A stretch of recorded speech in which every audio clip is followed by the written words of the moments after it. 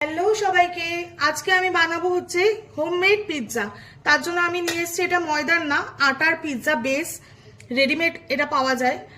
আর তার সঙ্গে নিয়ে এসেছি আমি হোমমেড, যেহেতু আমি এখানে রেডিমেড সসেজ নিয়েছি, আর ক্যাপসিকাম নিয়েছি, সুইট কর্ন নিয়েছি, পেঁয়াজ কুচিয়ে নিয়েছি, আর একটুখানি গোলমরিচের গুঁড়ো নিয়েছি।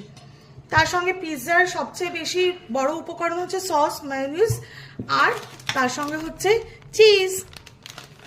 তো চলুন পুরো প্রসেসটা আমি দেখাই কিরকম ভাবে আমি বানাবো। সবার প্রথমে আমি এর মধ্যে দিয়ে দেবো হচ্ছে মেয়োনিজ।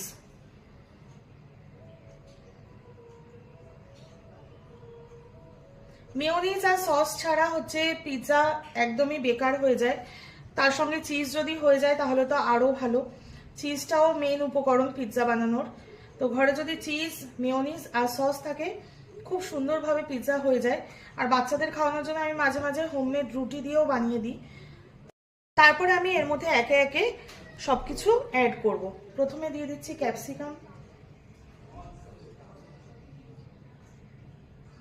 বাচ্চাদের খুব প্রিয় একটা খাবার পিৎজা। তো রাত্রেবেলা বাচ্চারা খাওয়ার জন্য অনেক ঝামেলা করে, এটা খাবো না ওটা খাবো না।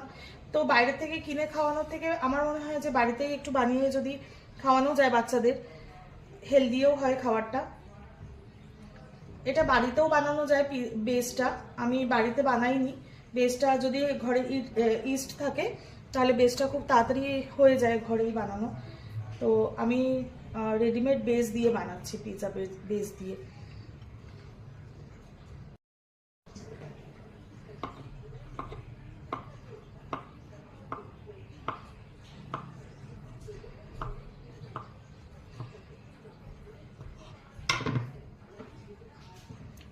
আর ঘরের মধ্যে হলে কিন্তু মন মতো চিকেনটা খুব সুন্দর করে দেওয়াও যায়।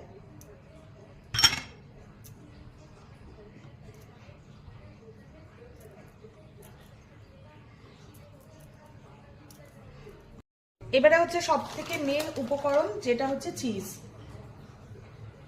চিজ দিলে তো বাচ্চারা খুব খুশি হয়ে যায় পিৎজাতে। পিৎজা, বার্গার, এগুলো চিজ ছাড়া যেন অসম্পূর্ণ।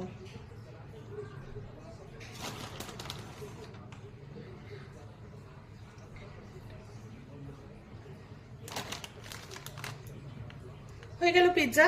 এবারে এটাকে আমি ওভেনে দিয়ে করে নিয়ে আসবো, তারপরে দেখাচ্ছি। এই যে পুরোপুরি 2 মিনিট গরম করে নিয়ে আসলাম ওভেনে। এর ওপর থেকে একটুখানি গোলমরিচ ছড়িয়ে দেবো, কারণ আমার ঘরে অরিগ্যানো আর চিলি ফ্লেক্স নেই, তার জন্য একটুখানি গোলমরিচ দিয়ে দিলাম, গোলমরিচের গুঁড়ো। কেমন হয়েছে অবশ্যই জানাবেন। চলেন বাচ্চাদের দিই, দেখি বাচ্চারা কতটা খুশি হয়েছে। বাকি উপকরণগুলো রেখেছি, ওইগুলো আবার করে বানাবো। আর এখন দেখি বাচ্চারা ফার্স্ট পিৎজাটা একটু ট্রাই করুক, কিরকম হয়েছে দেখে খেয়ে বলো দুজনে।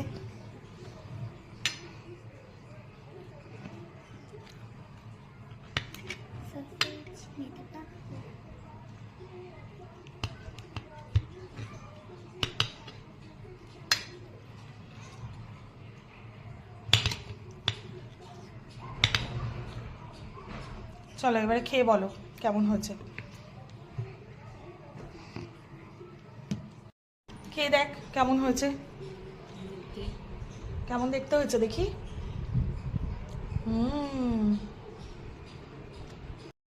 ভিডিওটা কেমন লাগলো অবশ্যই জানাবেন, একটা লাইক কমেন্ট করবেন আর ভালোবাসা দেবেন।